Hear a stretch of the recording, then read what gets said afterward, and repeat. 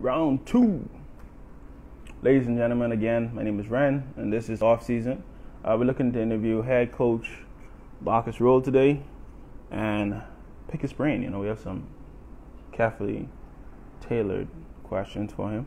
So as we await for him to log in and as you log in, this is brought to you by the University of the Bahamas, UB Athletics, UB Mingoes, and he's here, so we get started. So do enjoy the show. You can feel free to drop questions inside the question column. And yeah, we're going to have some fun. Coach, oh my goodness. You know what? I still think I did a better job at Brandon. I mean, I got the mug, I got the Mingoes in the back and the shirt, but look at this room, ladies and gentlemen. This man is trying to, this is not a competition, Coach Rolle. I got blue with me, and I'm a Mingo. I got friends who, they don't even call me Coach. Wow. They just call me Mingo. So you just going to have the mascot and be like, I win that one. I got you, man. No problem. But it's great to interview, man. This is going to be a dynamic show. What it is, Coach got you beat, boy. Sasha, I about to take you off comments. Anyway, but let's get started, Coach Rolle.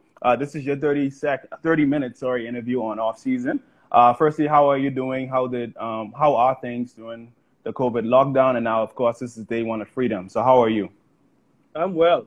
Been safe through the lockdown. Shed a few pounds, so I really took advantage of the time away from everybody, and looking slimmer in the waist. Thanks, Sasha. Thanks, Sasha. Wow, I would join that train of shedding pounds, but Sasha won't believe me, so I don't want to mention anything.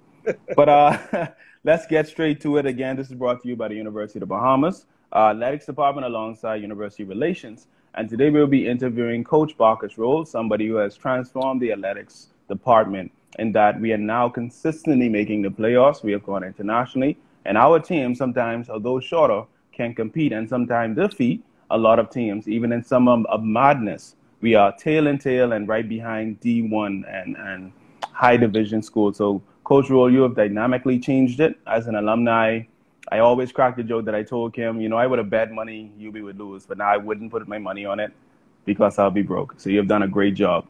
Thank you. I understand that you have a long history in sports, and that goes back to Little League baseball, junior national basketball teams. So how has it helped you in your development as a person? And did you ever see yourself coaching?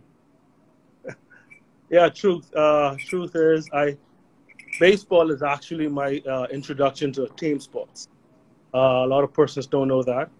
And of course, many in junior league basketball locally. Wasn't very good, to be honest. All right. But I had a desire to compete and a desire to do well. And fifth grade coach / teacher, Mr. Paul Saddam at Kingsway Academy, really taught me the secret of winning, and it is training in the off season. So while they sleep and they rest, I was training, and I was developing myself over a period of time to be very, very competitive. It worked. Training or coaching at the University of the Bahamas was not in the cards for me, to be honest. Mm-hmm. I actually stay away from it. I wanted to stay away from basketball and the University of the Bahamas simply because, my wife was director of athletics, not wanting to bring that kind of pressure on her. While I knew that I was confident in myself that I could coach the team, I want to put that pressure on her so that the outside community would say that, look, she's employed a husband, et cetera, et cetera. So becoming a coach is really, really, it's really funny how it happened.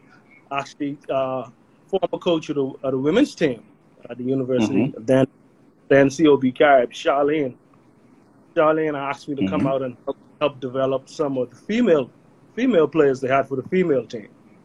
So I would go and help out in the mornings during the off season in developing those ladies. And she snuck in a few male players every once in a while. And from there, it took off, It's been very good for me, to be honest with you. I often tell people, my 3 hours with those guys in the mornings, the most productive part of my day. And I enjoy it tremendously. I want to ask, you mentioned one of your coaches' names, and I want to ask, has any of your previous coaches throughout your career influenced your style of coaching? Definitely, in a big way. Um, I mean, to be honest, my basketball style is directly related to a few coaches, one that coached me, two that coached me actually, and one that I had an opportunity to watch. So I'd say Sharon, the general store, Moon McPhee. Those are local coaches. And then I had the opportunity to sit and watch Godfrey McQuay Okay. and watch develop his guys, and took a lot of stuff from what he did. And both all three of those coaches have really, whether they know it or not, they've emptied a lot of themselves into me. I'll say this, okay? So Sharon Store is an excellent developer. He can develop anything. He can develop a player. He understands your weaknesses, your strengths. It really helps you to see yourself being very successful in what it is you do specifically. Coach Moon McPhee, the greatest substitution coach I believe I've ever seen. I had an opportunity to coach to play for. He puts you in at the right time because I need this from you right now. Now come sit down because you've done your part. Godfrey McQuay, he was totally involved with developing, and he didn't care what kind of talent you had. He brought that talent out in you. So those guys really helped to push me. Whether they know it or No, you can continue. You're saying whether they know it or not. I think they know it. If they don't know it, they know it now. So you've been coaching, this is your 5th year coaching with the University of the Bahamas men's basketball team. How has that transition been from year 1 to year 5? It's been, it has its pitfalls. It's been a wavy up and down. We've had, in my mind, great stretches. We've had some disappointments. To be very honest with you, I think my teams over the past 3 years could have gone deeper than they have. But just from embryonic stages to where we are now, it's quantum leaps. We appreciate it. I appreciate the hard work of the players. Appreciate the coaching staff. I mean, my first assistant coach was Antonio Saunders. Kind of like a son to me. Really love that guy. He made me continue coaching, because I look at him and see his development, and it tells me that, maybe you have something to offer. And then, of course, LeVar Johnson, who came into the program my 2nd year. Great as far as he's my X and O's guy. I put him on an assignment and I say, hey, coach, look at that team. Go check them out. Tell me who the players, what they do. I mean, he's very good at what he does. He understands defense the way I want to teach it, the way I want to play it. We are a perfect fit in my mind. We just brought in Tage Adley, I think, 2 years ago. He's very good with our bid, very supportive of the program, and us with developing our players. And all of these guys, in my mind. I can't remember the second part of the question. I wouldn't worry too much about it, because we was asking like from year 1 to 5 what has happened. But I'm curious, what was your vision for the team in year 1, and have you accomplished that now in year 5? If I could add. I always tell people this: the only numbers that I really care about with this University of the Bahamas men's basketball team is the number of persons that we graduate. I don't care about wins and losses. I care about the development of my guys, how many players we graduate. And to be very honest with you, I am satisfied. I am happy with the caliber of persons, not players, caliber of individuals that I'm matriculating to the program. It makes me feel very good when I look at these guys budding successes in their individual careers, based on what they've chosen to do. So, that is my vision. My vision, while of course I would love for us to have an opportunity to play in the NAIA, and the conference is very close. We can get to have a lot of games in. A lot of probably Bahamians can travel with us, and we just have a great program. While that is the vision, That is the ultimate vision. A part of that vision is developing young, contributing Bahamian men that are productive in our society. That's important to me. That's important to me. That's because that is the example for the wider Bahamas. We will not have players, and I say this all the time, we will not have players go to the NBA from the University of Bahamas. No.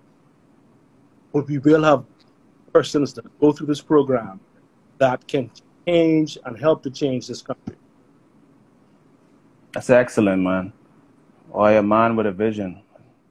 The cities they're scared of that. They don't know what to do with that when they have that, boy. But Coach Rolle, my next question would be: we've seen that on the sidelines, and this one is coming from a deep place.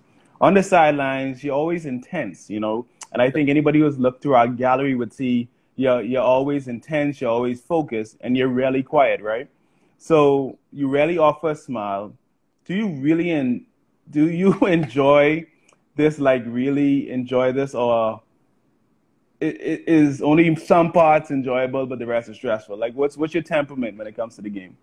Okay, let's talk about my temperament in general. Right. So in general, you may not know it, my players may not know it. I don't talk a whole lot. Okay. No. So that side of me activates when I get in between the black lines. You know, I believe I'm a character. I think I like to have a lot of fun. I joke around a lot. And my players get to see that side of me as well. But, you know, when I get to the gym for the game, that's work time. I take that very seriously. Because I want to see if we're able to execute like we plan on doing it in practice. I mean, we practice 5:30 to 9 every morning. It's a lot of time. Mm-hmm.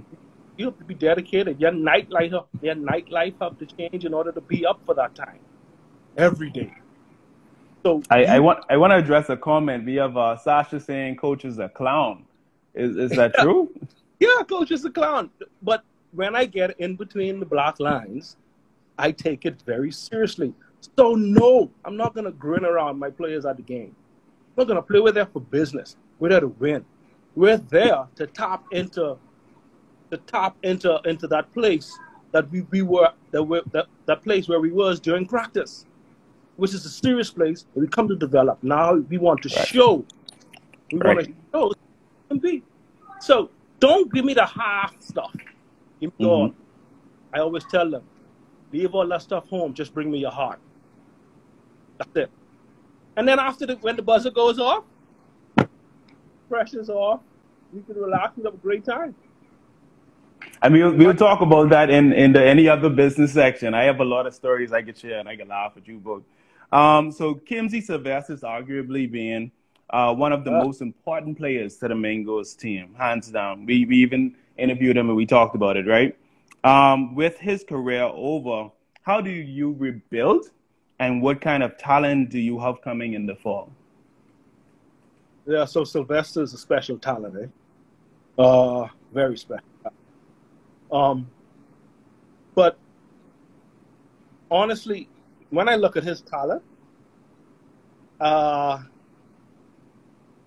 you know, Kimsey could be so much further, so much better as a player, you know. And so for me, you know, it's always been, you know, trying to pull the best out of him.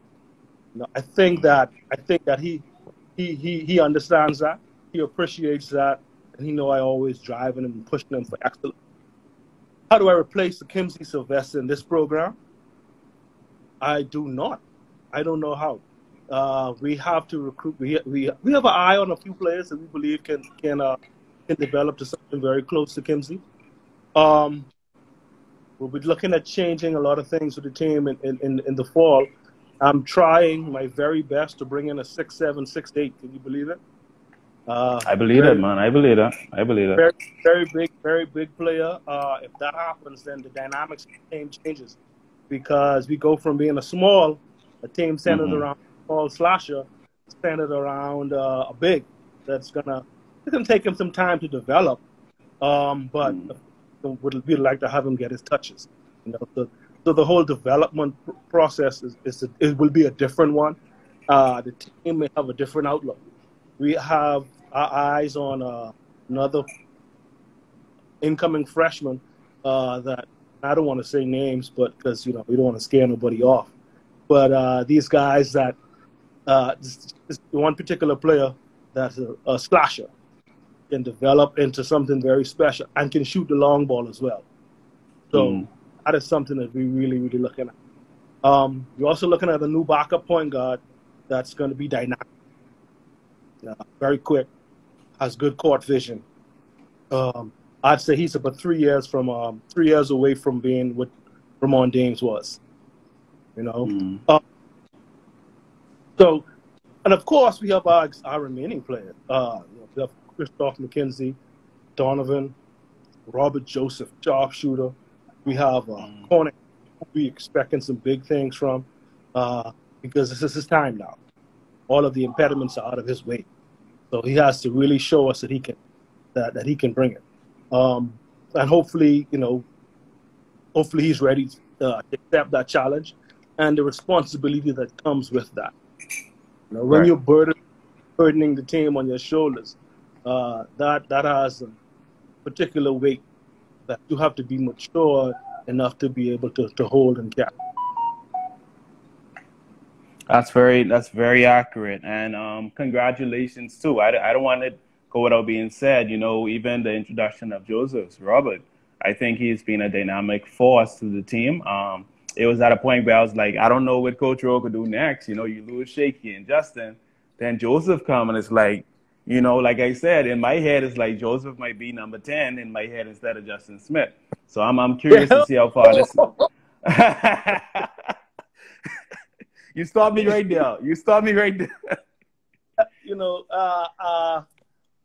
We always have conversations, and so me and the former players, we're involved in. We have our own group, WhatsApp group, and we're constantly discussing things. We talk about plays, we talk about players, we talk about teams, and we've been talking about the ultimate starting five for quite some time. Right?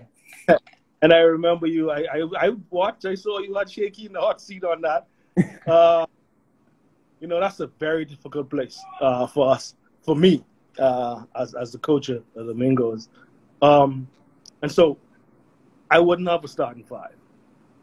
I would have a revolving seven.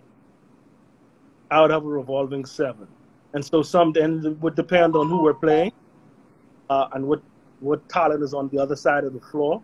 So some days I'd go very small and stick Kimsey in the forward and use Ruben and Justin, Shaky, oh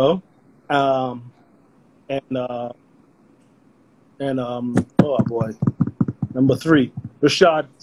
The problem is these guys, they know that I don't call them by their names. I call them by numbers. You call them by the number, yeah. I call them by numbers a lot. So sorry if I make 1 or 2 mistakes. But so I'd have a revolving 7, and it would have to depend on who we'd be playing, and of course it would depend on how well you perform in your last quarter. In the fourth quarter of the last game, because that kind of almost carries over into Well, Coach, I don't want to even carry on with that because we know the number 1 fourth quarter performer is UJ. Let's move on to the next question. What do you say to high school ballers, parents, and coaches to convince them to come to the University of the Bahamas? And how do you look for, or what do you look for when recruiting? Okay, so what would I say to parents and prospective players? The University of the Bahamas offers, in my opinion, a very sound education for Bahamians. I think that we have seen that the education that you would obtain from the university is, cannot be found anywhere else in the Caribbean, in my mind, or locally here.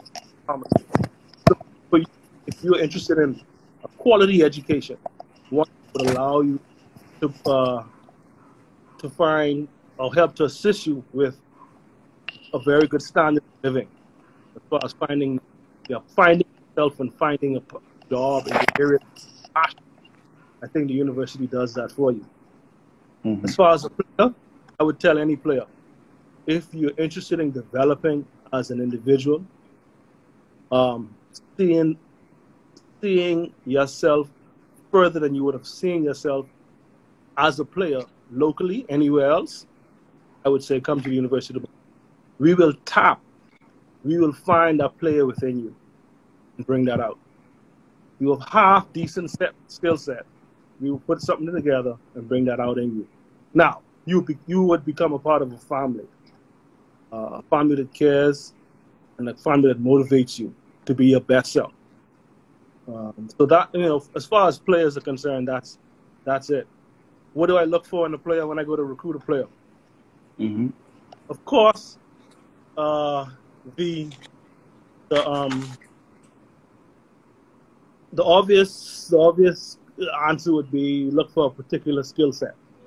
Look what the player can bring to the table. But for me, really, I look at desire. Does this player really desire? Does he want to be a part of the university? Does he want to be a Mingo? Does he want to play with us? The reality is, I could teach skill sets. You want to learn to shoot jump shot? Well, we take some time and we teach that. You want to learn to dribble better? We can teach that too. Put you in situations that'll help to develop that for you. So those things come with repetition. I like to try to determine whether or not a player wants to be at UB, wants to be a part of the program. Because if you want to, and if you have a desire to be there, then your work ethic and your commitment will fall into place. And so it'll be easy to go from there. So we mentioned Robert Joseph. Mm-hmm. Robert Joseph, very skillful player. Works hard. You don't even see it. He's committed. He works. He doesn't take days off, right? Mm-hmm. But he wanted to come to the University of Bahamas. Talk to Chris Saunders. He'll tell you. Robert Joseph hunted him down. I recall. Yeah, he tagged the Mingoes page, his dunking videos, shooting videos. Yeah, he was hungry. Yeah. So a player like that, to bring them on, would only enhance the program and makes it easy for the coaching staff, because that's a player that wants to be developed, wants to learn, wants to do better, wants to make his mark as a Mingo here in the Bahamas. What would you say about I want to reference again? I always crack jokes with UJ, right? I'll mention UJ, but another player I take a liking to for attitude and determination and what is a Mingo is actually Tim. Like Timothy, I was there that summer when he worked all summer with him, Chris, and Donovan, right? I was there when he worked hard all summer and still got cut.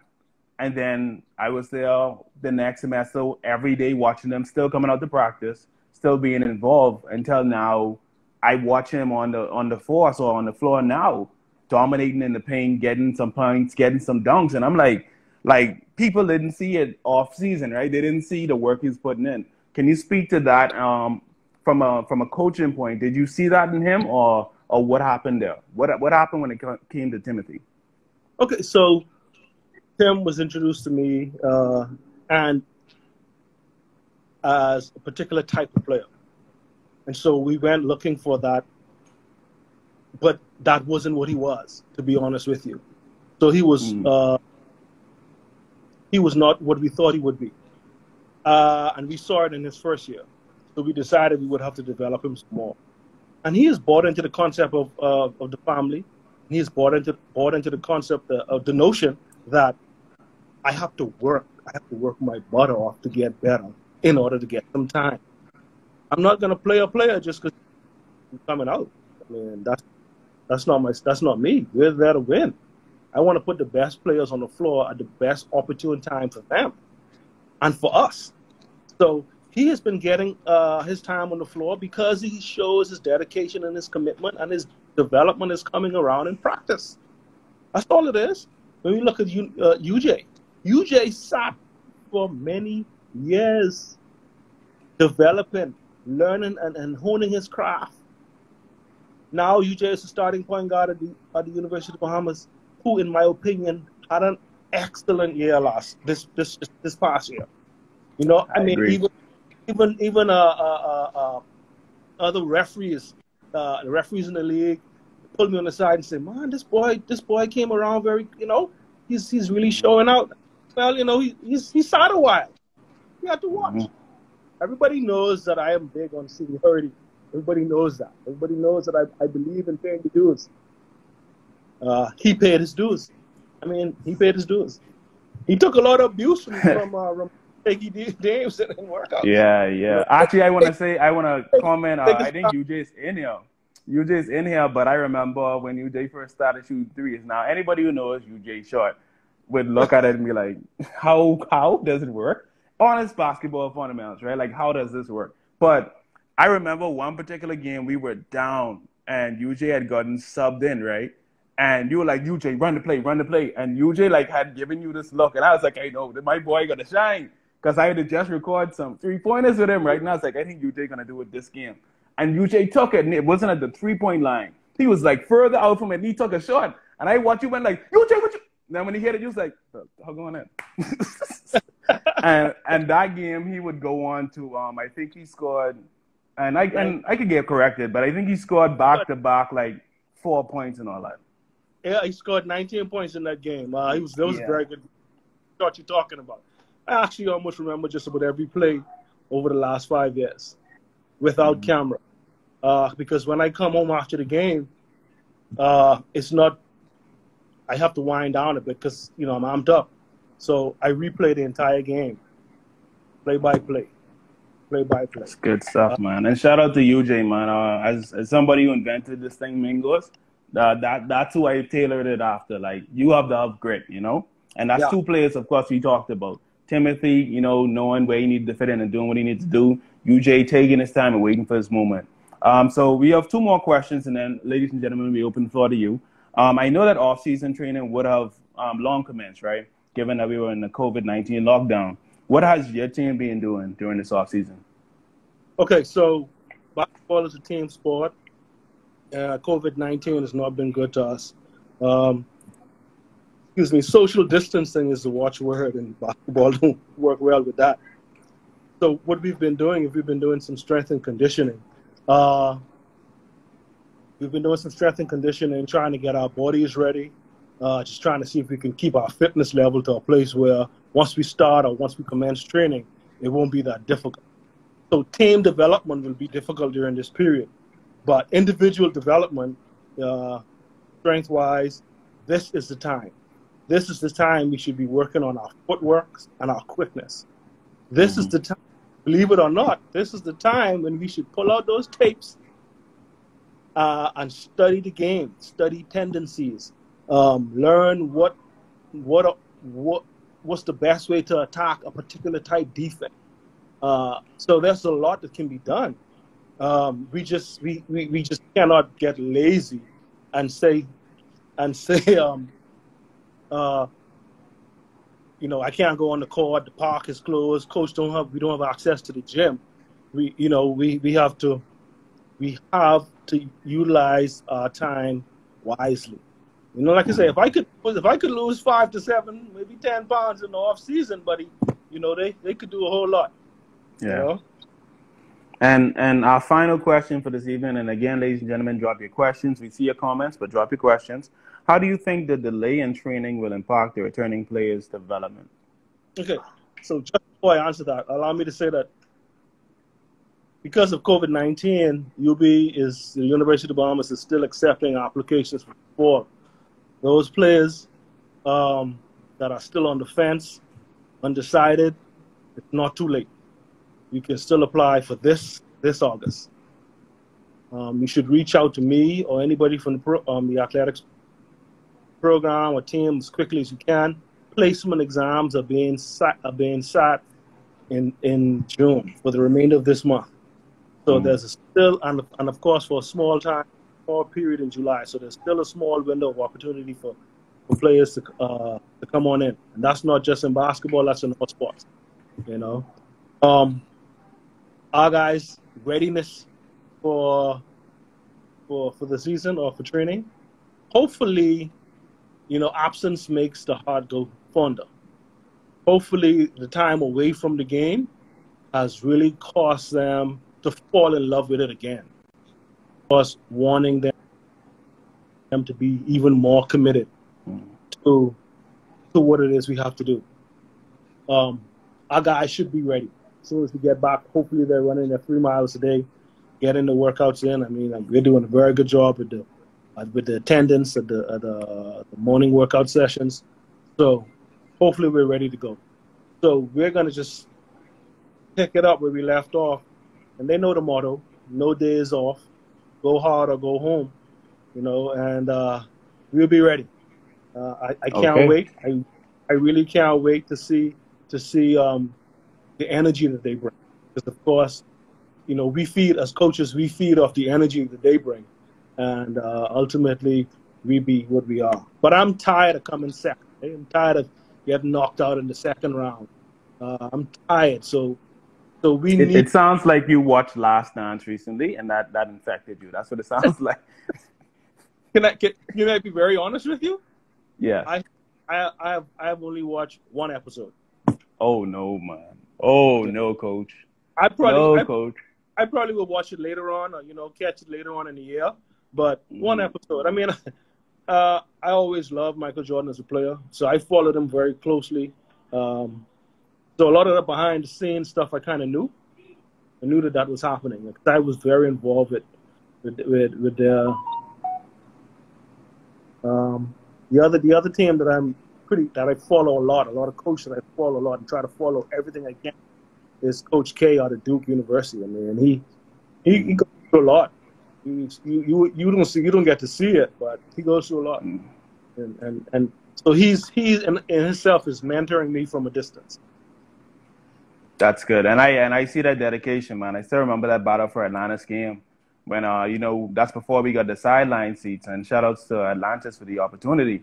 Yes. You wanted to see some team so bad. You was like, I don't mind picking up this mop and mopping the floor. But yeah, I just wanted to get close to it. You can learn a lot. And that's when I knew, like, this man's serious. Because, the students wasn't even picking up the mop. I was like, wait, what? And I could listening to them creating plays, and hell, we talking to the players? Yes. So you got to learn. The closer you are to the game, the better. And that's definitely good. A reminder, we're opening up the floor now. That was a dynamic interview. It's going to be posted to the page. I know Coach Rolle already. He can tell me rip that off. I want to put that on my page soon. So I'll get to work right after this. But ladies and gentlemen, drop your questions. We're here for you. You can ask questions, recruitment. This is the man you need to talk to. He was also featured on a lot of good series. I see you have a lot of community initiatives coming up, of course. But last week he was on Fatherhood Talks. And I would say he did a dynamic job talking about fatherhood, what his father and his, I would say, adopted father from abroad has done. So this is a man you want to really, really get some of what he got going up there, because this is a star tripper man right here. How do you tap into your patience when you're in the heat of the game and you're dealing with players with different personalities? Well, God has blessed me with a lot of patience. To be very honest with you, I'm very patient. It may seem like I want to burst, but I can go longer. I have a lot of patience. I have 2 sons. I got to learn to deal with it, and a demanding wife. So that's the thing about it is. Put an amen there. Just insert amen. Insert amen. It's easy to tap into that patience for me simply because I know what these guys are capable of. So I have a reference point. I know what I've seen him do before. So anytime he's not at the level that he should be, I ride him until I believe he is where he should be. And these guys know I do it out of love. We have great relationships. Me and most of these players, we talk on the side. It's amazing, a lot of times they don't want the teammates to see them talking to me on the side, some small issue that they may have, or reach out to me with a WhatsApp after the game, and we talk about it. It's communication is key, and of course, with the guys knowing me and I know them like I do, but that comes with spending time. That's why we can't practice 2 days a week. We have to practice 6 days a week. That's the only way we get very familiar. I think, and again, it comes about the patience, but I think that's something I hear you like saying a lot on the sidelines. You would look at them and be like, these guys don't practice as much as us. They don't work out. They don't put in that time. So it's like, how are you getting tired? How are they beating you? Like, and I respect when you say that, man. Yeah, nobody works harder than this team. I say that very emphatically and proudly. No basketball player in this country works harder than this team. So our work should give the work that we put in on during practice. It should give us the edge. We are well prepared. Let's execute. And know it to be well on our way. Well on our way. You know, I used to say a thing back early, and I think I said once or twice this past year. Trained or untrained? What are you? Are you a trained basketball player or are you untrained? And run up and down. We run a system. And the system allows for our strength to come.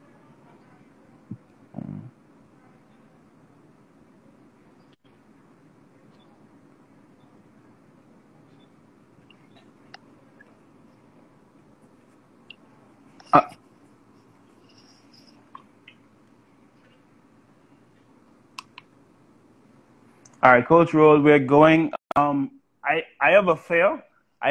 Coach Rolle. I actually have a fear of getting disconnected and losing this. So I want to close this conversation, save it, and then I'm going to open back up the chat. I just don't want to lose it because I see the data going in and out. All right.